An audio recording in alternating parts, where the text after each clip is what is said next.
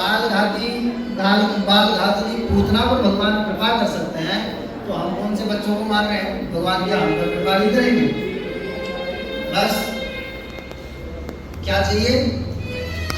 थोड़ी सी भक्ति और श्रद्धा, वो हमारे हृदय में अगर आ जाए और भगवान पर अटूट विश्वास, अटूट श्रद्धा, हमारी श्रद्धा नहीं हो पाती है, इसलिए देवताओं की कृपा नहीं होती। अब कोई आपको पंडित जी बता दे भैया ये मंत्र जप लियो, जहाँ से यह काम हो जाएगा, तो तुम जपोगे 10 दिन, 1 महीना, अगर तुम्हारा काम ना है तो तुम क्या करोगे? बोले पहले तो पंडित जी को 5 गाली दोगे, पंडित जी का छुड़ाया आपको, तो 5 गाली पंडित जी को और 5 गाली देवता को। कई लोग तो देवता को उठा के नदी में फेंकेंगे, बोले कोई काम करना है तो अश्रद्धा। श्रद्धा ऐसी नहीं होती, चाहे गले पे तलवार आ जाए लेकिन श्रद्धा पूरी होनी चाहिए, उसको कहते हैं परमेश्वर। तो अपने हमारे हृदय में भगवान के प्रति अटूट श्रद्धा होनी चाहिए, उनके ऊपर विश्वास होना चाहिए।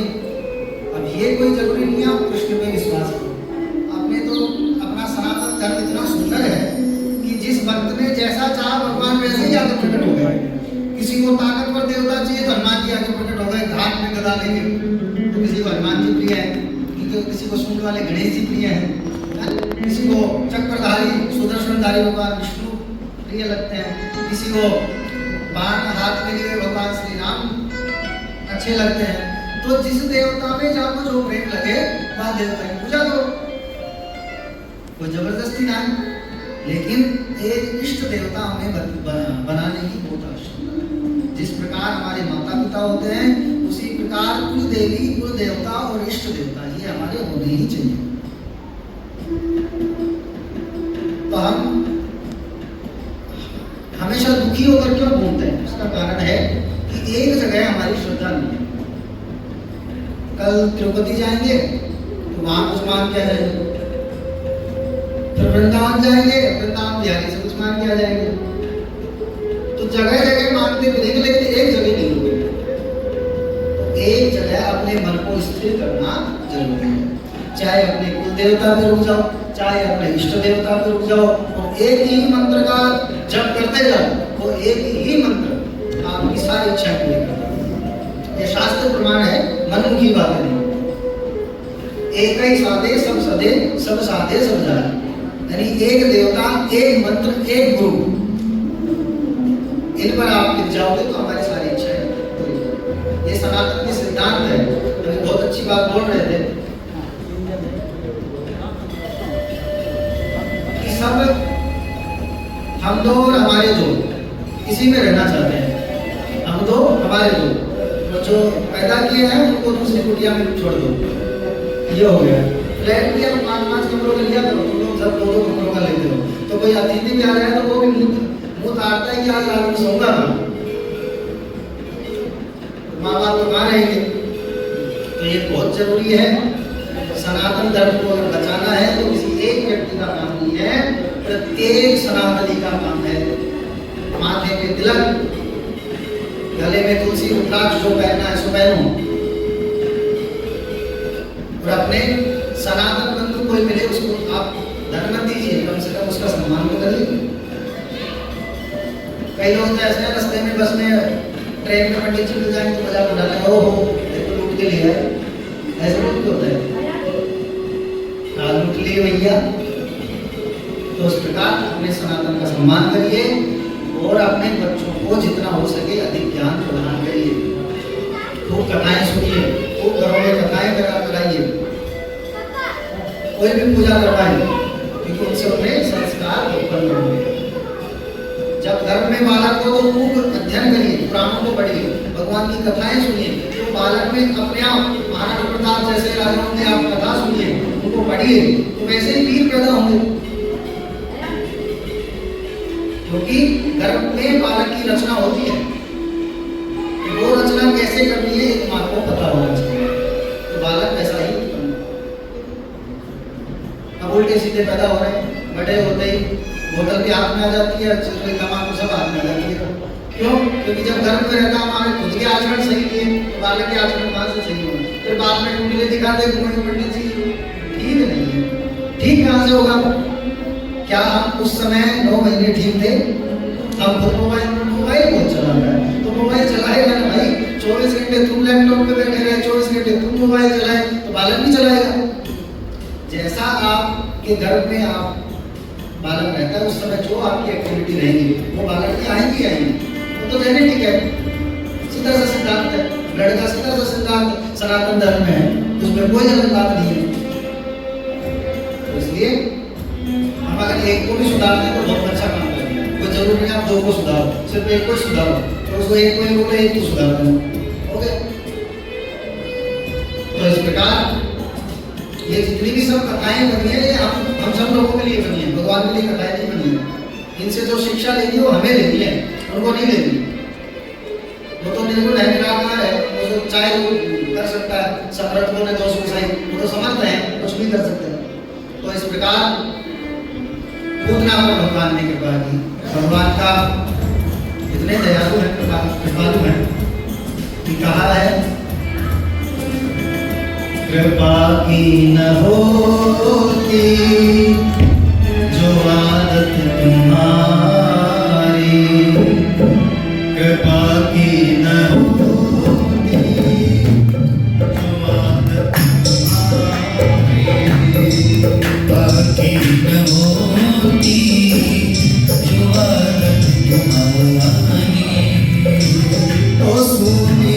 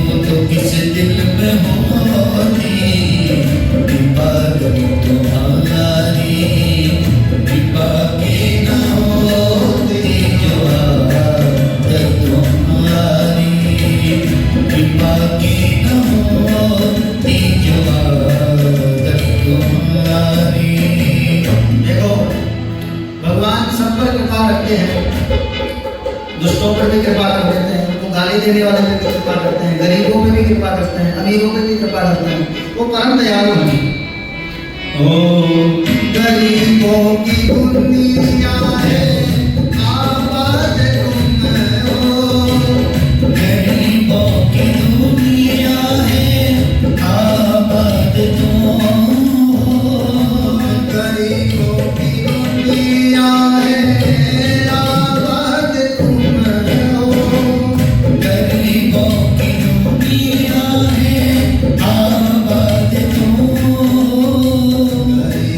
से है बादशाह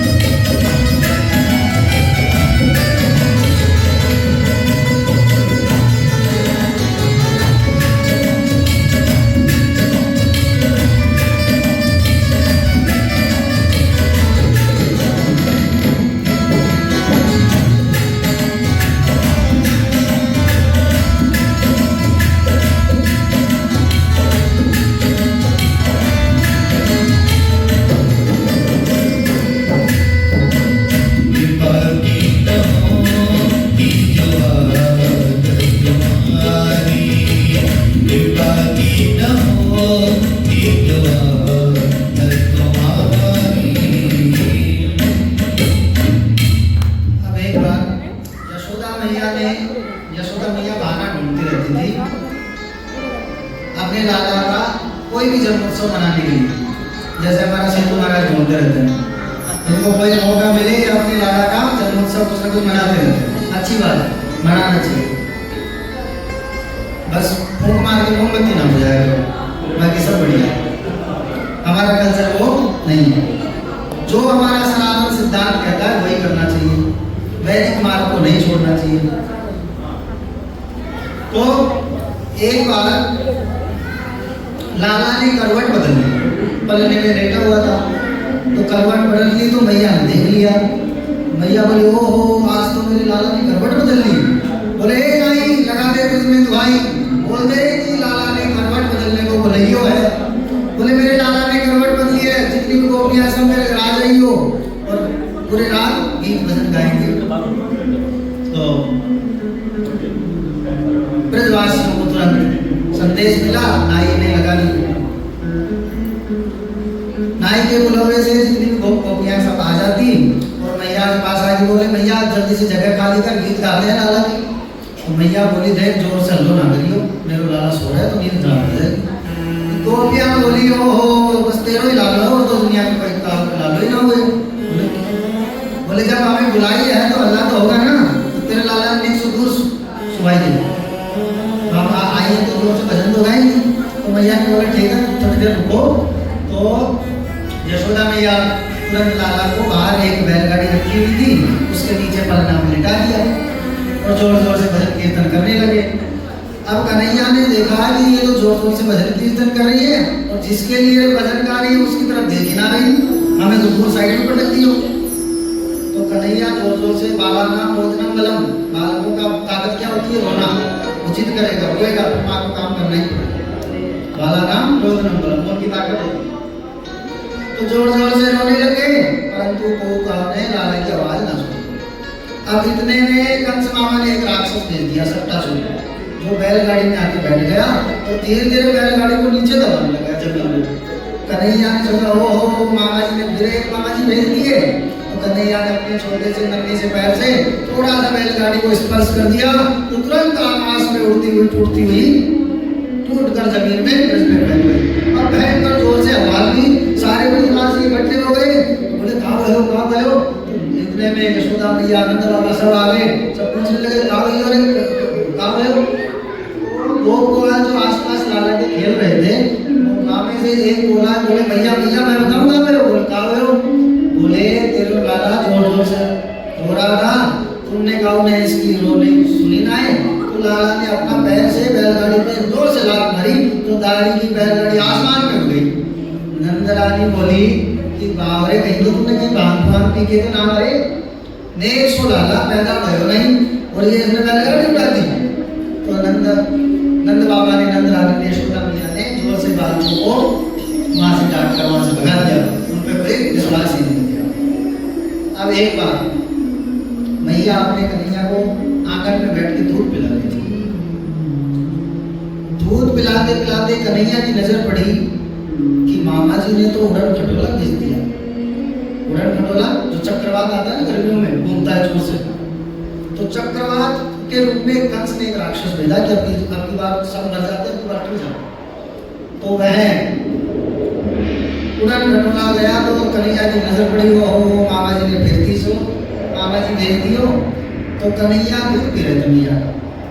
तो कन्हैया ने क्या किया कि धीरे धीरे अपना वजन बढ़ाने लगे। अब जैसे यशोदा मैया ने देखा कि मैंने कहीं दूध तो ज्यादा ना पिला दियो, तो कन्हैया को कन्हैया इतना भारी क्यों हो रहा है, इतना वजन क्यों बढ़ रहा है। अब जो कन्हैया है वो बिल्कुल काले कलूटे हैं कोयले जैसे बिल्कुल सामने।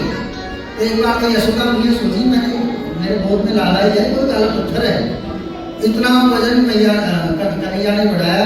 तो मैया ने सोचा एकदम से दूध छुड़वाऊंगी तो ये रोने लग जाएगा।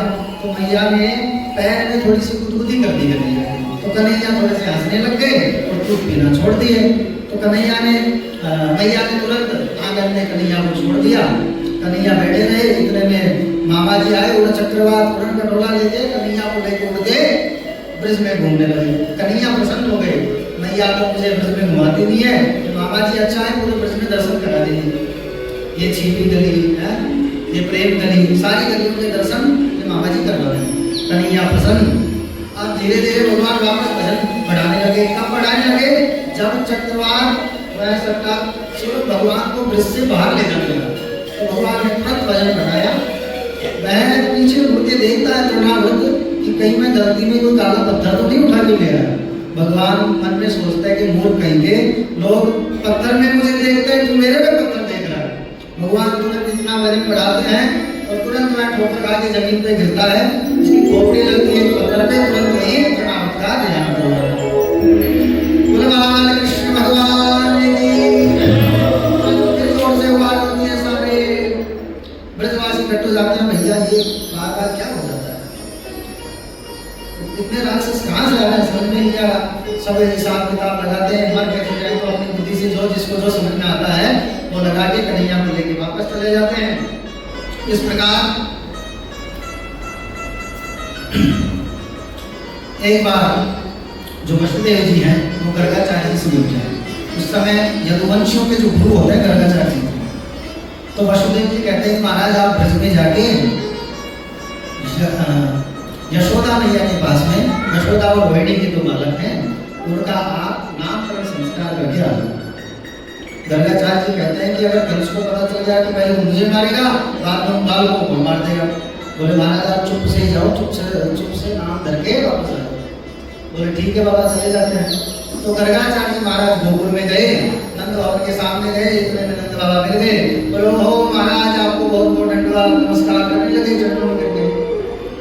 गर्गाचार्य जी महाराज बोले कि नंद बाबा हमने सुना है तेरे घर में लाला को जन्म हुए हुए। बोले हाँ महाराज आप सब संतन की कृपा से जन्म हुआ है, तो का नाम रखो था नहीं। तब नंद बाबा बोलते हो बाबा मैं तो खुशी खुशी में नाम करना तो भूल ही गया, तब तक कोई नाम ही नहीं रखा। बोला अच्छा। तो नंद बाबा बोलते हैं महाराज आप बता रहे तो आप ही नाम रख जाओ। तो गर्गाचार्य जी महाराज कहते हैं कि महाराज मैं नाम तो रख दूंगा, लेकिन अगर कंस को पता चल गया तो इन दोनों बालकों को छोड़ेगा नहीं, मार देगा। तो बोले महाराज आप बाकी चिंता ना करो, तो मैं चुप से आप गौशाला में आ जाओ, चुपचाप नाम रख के चले जाओ। तुरंत गर्गाचार्य जी गौशाला में चले गए और तुरंत नंद बाबा जाते हैं, रोहिणी मैया यशोदा मैया को ले जाके नंद बाबा के सामने बिठा देते हैं। जैसे ही भगवान की मंगल मूर्ति दर्शन गर्गाचार्य जी महाराज करते हैं तो आंख बंद कर देते हैं, और आंख ऐसी बंद करते हैं वो समाधि में चले जाते हैं भगवान के ध्यान में। तो साक्षात भगवान कृष्ण भगवान नारायण मैया की गोद में बैठे हुए हैं। रोहिणी मैया कहती है कि मैया तो बाबा ने बहुत देर हो गई आंख बंद करके बैठे हुए, आंख क्यों खोले, वो कितनी देर में नाम निकाले। मैया बोलती है कि बाबा नाम सोच रहे होंगे, अब बाबा है समाधि में नाम का सोच रहे हैं, बाबा तो भगवान के दर्शन में लीन है। थोड़ी देर में रोहिणी मैया जोर से हिला दिया, बोले बाबा, बोले हाँ मैया नाम सोच लियो। बोले हे भगवान इतने देर में कौन नाम सोचा, बाबा कहाँ थे तुम। बोले भैया, बोले जो यशोदा मैया की गोद में जो बालक है, क्योंकि दोनों ने क्या अब्दा बद्दा कर ली थी एक दूसरे का ही। यशोदा मैया ने तो बलराम जी को गोद में ले लिया, रोहिणी मैया ने कृष्ण को। क्यों? बोले गर्गाचार्य जी की परीक्षा लेने के लिए। बोले सच्चे बाबा है नकली बाबा, इनको पता नहीं चलता है कि नहीं। तब गर्गाचार्य जी महाराज बोलते हैं, बोले रोहिणी मैया तेरी यशोदा मैया तेरी गोद में जो बालक है आपको नाम मैं बलराम रखता हूँ। क्यों? बोले इसमें बहुत बल होगा, बलादित्या बलम बहुत बलशाली होगा, इसलिए इसका नाम बलराम है। बोले अच्छा भैया बाबा भी या लाला को नाम बहुत अच्छा लगता। तब गर्गाचार्य जी महाराज कहते बोले भैया यहाँ के नाम की तो तू पूछ ही मत, यहाँ तो हजारों नाम होंगे, कितने नाम मैं तुम्हें बताऊँ। बोले महाराज मुझे ज्यादा नाम ना चाहिए, एक ही नाम बताइए। बोले अच्छा। तो बोले भैया कर्ष्यति इति कृष्ण, बोले मैं इनका नाम कृष्ण रखता हूँ। क्यों? बोले ये भक्तों को आकर्षण करेंगे, जो इनको देख लेगा वो मोहित हो जाएगा, जो इनकी नजरों से नजरें मिला लेगा वो फिर दूसरा कोई देखना चाहेगा ही नहीं। कर्ष्यति इति कृष्ण। यशोदा मैया ने क्या बाबा नाम तो तुम्हें अच्छा रखो है, लेकिन इतना टेढ़ो नाम है फिर तो यहाँ से जीभ अटक जाएगी, तो कोई सरल सा नाम बता दो। तो मैया दोनों मैयाओं ने बोले कनुआ और बलुआ, अपने मन से ही दो नाम रखे कन्हैया। तो गर्गाचार्य जी महाराज ने सुंदर नाम रखा। गर्गाचार्य जी महाराज वहां से चले जाते हैं। उसके बाद में भगवान धीरे धीरे बड़े होते हैं और अब भगवान थोड़े से बड़े होते हैं, घुटनों के बल चलते हैं। तो आंगन में अब भगवान घूमने लगे, घुटनों के बल धीरे धीरे घूमते रहते हैं। अब धीरे धीरे घर से बाहर भी निकलने लगे, कभी बछड़ों के पीछे भगने लग जाते हैं, कभी कुएं में झाँक कर देखने लग जाते हैं, कभी चूल्हे में लकड़ी उठा के पीछे पीछे भगने लग जाते हैं। ऐसी सुंदर सुंदर बाल लीलाएं देखकर यशोदा मैया पूरा ब्रज आह्लादित हो जाता है, प्रसन्न हो जाता है। भगवान के दर्शन करने के लिए सब बिना बहाने कोई न कोई आता रहता है, तो कन्हैया के दर्शन करने के लिए आता है। इस प्रकार एक बार कन्हैया घुटनों में चलते चलते गौशाला में चल गए और गौशाला में चल के गोबर में खेलने लगे। अब गोबर में खेल के दोनों दाऊ भैया और दोनों चले गए गोबर में खूब खेले। यशोदा मैया सोची आज दोनों किधर चले गए, तो ढूंढती ढूंढती गौशाला में जाती है तो कन्हैया पूरे गोबर में लथपथ हो गए, गुस्से से पड़े हुए हैं। अब जैसे यशोदा मैया ने देखा, बोले कन्हैया ये कहाँ गोबर गणेश बन के घूम रहे, पिछले जन्म में सुअर था क्या? अब कन्हैया मन में हंस के दाऊ भैया को बोलते हैं, बोले देख भैया मैया बिल्कुल सच समझ रही है, पिछले जन्म में हम सुअर ही तो थे। ऐसे भगवान दिव्य लीलाएं करते हैं और पूरा ब्रज बड़ा ही प्रसन्न होता है। आइए हम भी भगवान की दिव्य स्वरूपता ब्रज में पहुंचकर दर्शन करते हैं। गोपाल कृष्ण भगवान मेरा गोपाल गिरधारी जमाने से निराला है, मेरा गोपाल गिरधारी जमाने से निराला है, मेरा गोपाल गिरधारी जमाने से निराला है, मेरा गोपाल गिरधारी जमाने से निराला है। रसीला है न गोरा है न काला है, रसीला है न गोरा है न काला है, रसीला है न गोरा है न काला है।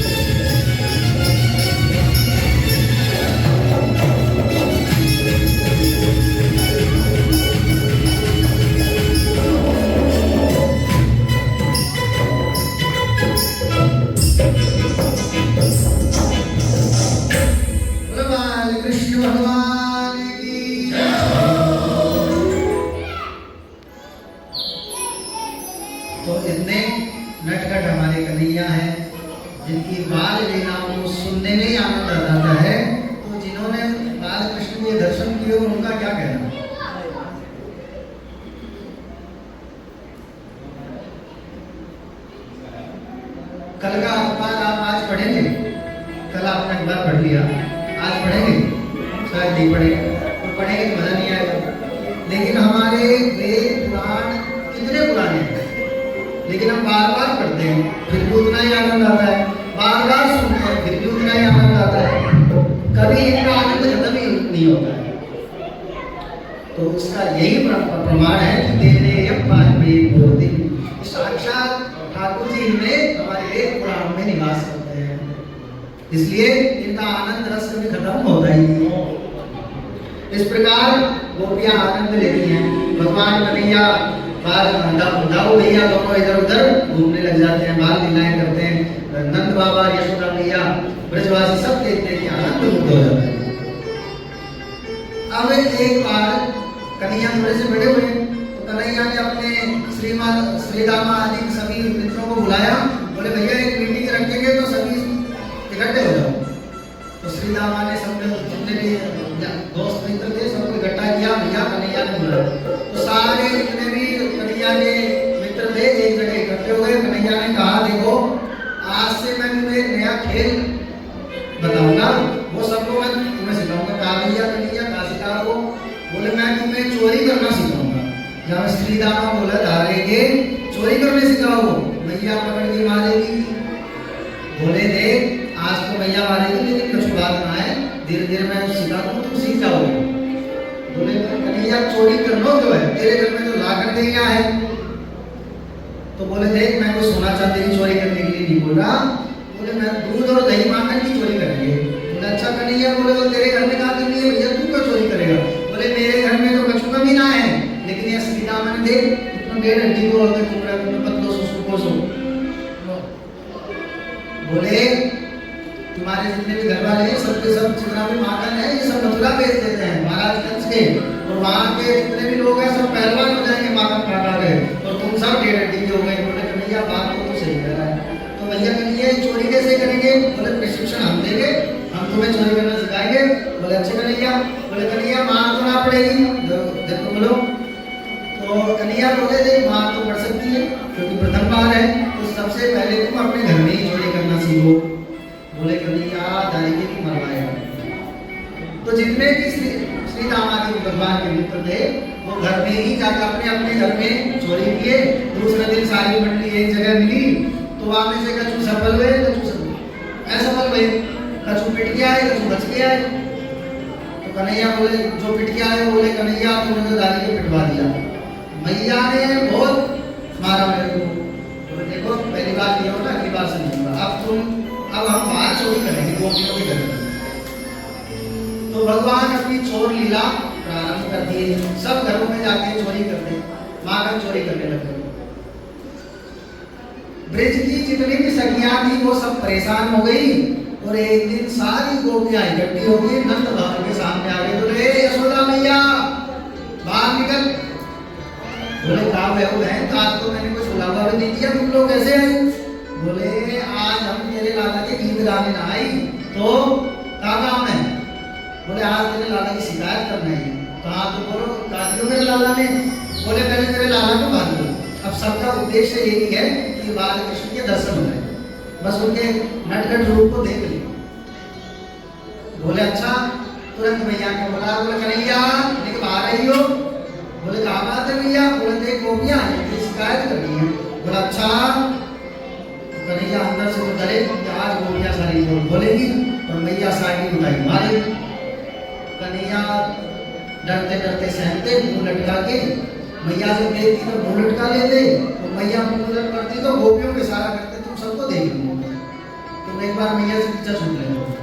कन्हैया मैया के पास आके चिपक के उंगली पकड़ के हाथ पकड़ के खड़े हो जाते हैं, और एक गोपी बोलती है, हाँ यशोदा मैया बोलती है बोलो क्या शिकायत करनी है तुम्हें?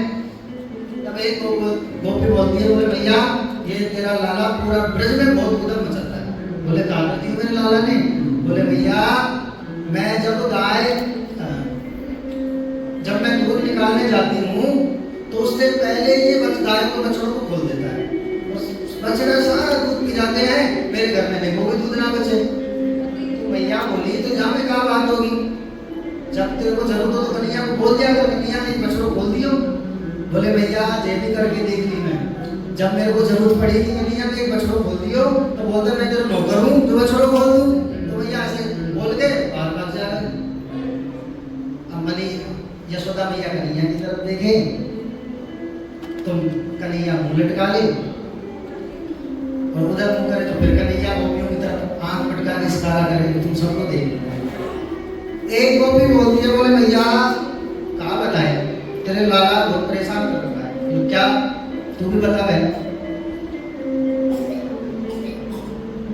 बोले अपने सखा मित्रन के साथ में सबको लेके मेरे घर में जितना माखन होता है उस माखन को जब हम घर से बाहर चले जाते हैं तो सारा माखन चुरा के ले जाता है, जितना खाना है खा लेता है, बाकी सब मटका फोड़ फाड़ के चले जाता है। तो यशोदा मैया ने कहा कि बहन ये बात है तो ऐसा किया कर, तो कन्हैया को पहले बुलाया कर और बुलाकर लेकर लीजिए माखन खा ले। गोपी बोली मैया ये भी करके देख लिया मैंने, मैंने इसकी सारी चोरी पकड़ के मैंने बोला कन्हैया दे चोरी वोरी मत किया कर, तो आराम से घर में आया कर, माखन खा लिया कर। तो मैया आंख निकाल के मेरे को बोलता है मेरे घर में क्या कमी है, मेरे बाप के ही लाखन गई है, तेरे घर में मैं क्यों खाऊंगा। तो मैया ऐसे बोल के बच जाता है। गोपियां भगवान की उस दिव्य स्वरूप का दर्शन करती हैं, भगवान की नटखट लीलाओं का गोपियां ध्यान करती हैं। तो गोपियां यशोदा मैया को बातों में हो जाती हैं कि जितने देर इनको खड़ा कर सकते हैं खड़ा करो, क्योंकि बाद में हाथ नहीं आएंगे। तो एक गोपी बोलती है बोले मैया मैंने सोचा ये पूरी मंडली एक साथ आती है, तो मैंने जितना मेरे घर में माखन था वो सारा माखन ऊपर लटकों में लटका दिया कि इनके हाथ ही ना आए। तो भैया इसने दूसरी तरकीब निकाल दी, बोले एक बढ़िया सा पहलवान सा मित्र लेता है और उसके ऊपर पूरा ऊपर नीचे चढ़ के पूरा माखन जो इनके सरदार का नहीं है ये सबसे ऊपर रहता है और सारा माखन आपस में खुदकाता है, पहले फिर मित्रों को खिलाता है और बाद में भैया ये एक आवाज निकालता है, लाखों बंदर घर में आ जाते हैं। वो सारे बंदरों को खिला पिला के लास्ट में अंत में बोल के आता है बोले ऐसो सड़ो माखन है जब बंदर भी ना खाए, ऐसा बोल के बोले भैया एक तो माखन खाए बाद में सड़ो माखन बता के भाग जाए। तो भगवान भैया गुस्से में जैसे कन्हैया को देखती है, कन्हैया फिर मुंह थोड़ा सा लटका लेते हैं नीचे। भैया को दया आती है, बोले देख बहन तुम शिकायत कर रही हो ठीक है, मैं तुम्हारी सुन रही हूँ, लेकिन तुम्हारे पास प्रमाण क्या है, तुम कभी पकड़ के बताओ इस कन्या की चोरी, तब तो मैं मानूं। तब एक गोपी बोलती है बोले भैया और बताओ या नहीं, बोले एक दिन मैंने जितना भी माखन था सारा माखन छुपा दिया, अब ये अपनी मंडली के साथ में आया, इसको मेरे घर में कहीं माखन नहीं मिला, तो इसने क्या किया, बोले एक कमरे में गया, वहाँ मेरी बेटी सो रही थी, उसकी चोटी इतने लंबी थी, तो उसकी चोटी कटिया के पाटी के बांके कान में बोला, बोले हौवा, जैसे ही हौवा बोला मेरी बेटी तो चिल्ला ली मैया हौवा ने पकड़ लियो, हौवा ने पकड़ लियो। भैया मैं पास में आके देखी तो वहाँ पे कोई हौवा नहीं था, तो मैंने देखा कि तेरा लाला दूर भर रहा था, मैं समझा कोई हौवा ना है, ये नंद के लाला ही पूरी ब्रज में हौवा बन के घूम रहा है। तो भैया यहाँ कछु कर, तो कन्हैया बोले ठीक है तुम आप समझाओ मेरे लाला को ज़्यादा परेशान मत करो। तो सारी गोपियां भगवान की शिकायत करके चली जाती हैं। उसके बाद मैया कन्हैया को अंदर ले जाती है, अंदर ले जाके कन्हैया को समझाती है देख कन्हैया चोरी मत किया कर, तेरा बाप का नाम हो, तेरा बाप का जो नाम हो नाम बदनाम हो जाएगा। तो कन्हैया बोलता है मैया तू बहुत बोरी है, तुझे पता नहीं है ये सब की सब झूठी है। तब मैया यशोदा बोलती है हाँ लाला मुझे सब मालूम है, तू तो हरिश्चंद्र की औलाद है, मैं सब जानती हूँ तुझे। कन्हैया जिस दिन तुझे पकड़ लिया उस दिन छोड़ूंगी नहीं। मैया ऐसे जोर से डांटती है, कन्हैया पलट का लेते हैं, ऐसी दिव्य बाल लीलाएं भगवान की होती रहती है। इस प्रकार आइए भगवान की दिव्य चोरी लीला को हम श्रवण करते हैं।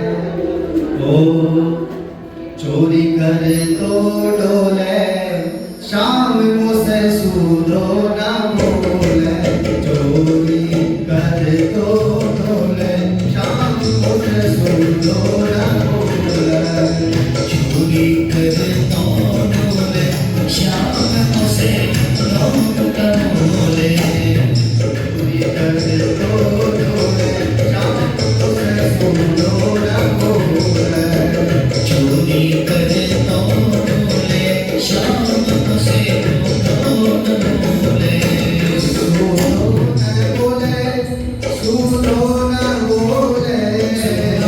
ना बोले, सूदो ना बोले, चोरी करे तो